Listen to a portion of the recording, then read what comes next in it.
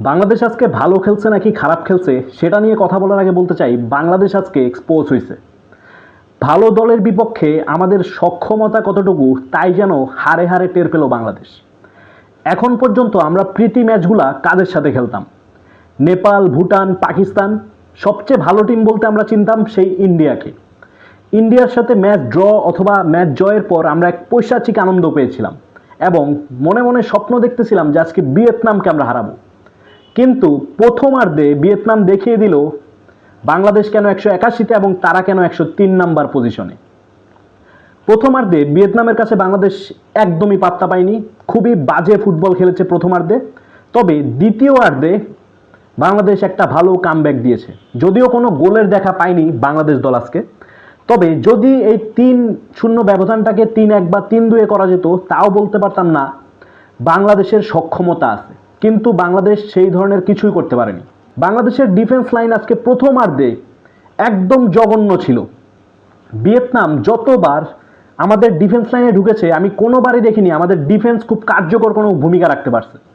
তাছাড়াও অ্যাটাকিং যে আমাদের স্ট্রাইকার বলেন বা যাই বলেন, অ্যাটাকিংয়েও আমি খুব স্বাচ্ছন্দ্যভাবে খেলতে আমাদের ফুটবলারদেরকে দেখিনি। অর্থাৎ বড় টিমের বিপক্ষে আমাদের অনেক ল্যাকিংস আছে এবং এই টিমগুলোর বিপক্ষে আমরা যে কী ধরনের ফুটবল খেলবো তারই একটা আন্দাজ পেলাম আজকে। আর আজকে যদি বিশেষ করে বললে কোনো প্লেয়ারকেই সেভাবে টার্গেট করে কিছু বলার নাই, কারণ মোটামুটি পুরো দলটাই বলার মতো কোনো পারফরমেন্স করতে পারেনি।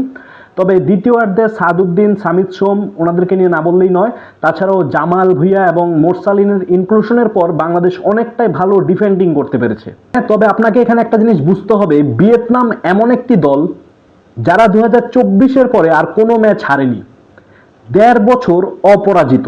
ইভেন এএফসি এশিয়ান কাপসের যে 5টা ম্যাচ তারা খেলেছে সেখানেও একটি ম্যাচও তারা হারেনি।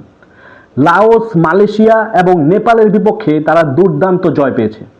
লাওসের বিপক্ষে একটা ম্যাচ জিতেছে 5-0 গোলে, আরেকটি জিতেছে 2-0 গোলে, এবং নেপালের বিপক্ষে দুটো ম্যাচ খেলেছে, সেখানে একটিতে জয় পেয়েছে 3-1 এবং একটিতে পেয়েছে 1-0।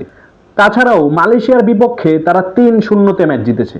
অর্থাৎ বাংলাদেশ যে দলগুলোর সাথে ভালো ফাইট দেয় বর্তমানে, সেই দলগুলোকে হেসে খেলেই হারিয়েছে ভিয়েতনাম। অর্থাৎ ভিয়েতনামের বর্তমান যে ক্লাস অথবা তাদের যে পজিশন, বাংলাদেশ এখনো সেই পজিশনে যেতে পারেনি। আজকের এই ম্যাচে একটি জিনিস ভালো করে এক্সপোজ হলো বাংলাদেশের, সেটা হচ্ছে আমরা ইন্ডিয়া অথবা নেপাল, ভুটানের সাথে যে ধরনের একটা ফাইট দিতে পারি, বড় দলগুলোর সাথে হয়তো আমাদের আজকে ভিয়েতনামের সাথে যে অবস্থা হয়েছে সেই অবস্থাই হবে। কারণ ভিয়েতনামকে একমাত্র এই দলগুলোর মধ্যে ভারতই একবার তাদের সাথে ড্র করতে পেরেছিল। তাছাড়া অন্যান্য দলগুলো খুব একটা সহজে ভিয়েতনামকে হারাইতে পারবে না। কিন্তু আমাদের কিন্তু এখনো সেই লেভেলে ক্লাসটা হয় নাই যে আমরা এইভাবে ফুটবল খেলবো। সেই ক্ষেত্রে আমাদের আজকে ডিফেন্স লাইনটা যদি আরেকটু শক্তিশালী করতে পারতাম, আরেকটু এখানে মনোযোগ দিতে পারতাম, সেই ক্ষেত্রে আমরা হয়তো গোলগুলো কনসিড নাও করে ম্যাচটা ড্র অথবা 1-0 হারতে পারতাম। কিন্তু আমাদের ডিফেন্সে যেভাবে গোলগুলো খাইছে আজকে, এক কথায় হাস্যকর। গোলকিপার এক জায়গায়, গোল করছেন আরেক জায়গায়।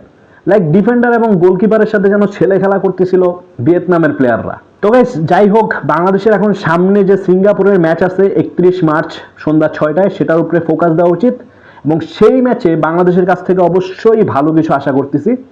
জয়টা আশা করতেছি বললে ভুল হবে না। তবে আজকের পারফরমেন্সটা দেখার পরে বাংলাদেশই জিতবে তেমনটা আর বলা যাচ্ছে না, কারণ সিঙ্গাপুরও মোটামুটি ভালো দল। সেই ক্ষেত্রে বাংলাদেশের একটি কঠিন ফাইট দিতে হবে সেদিন।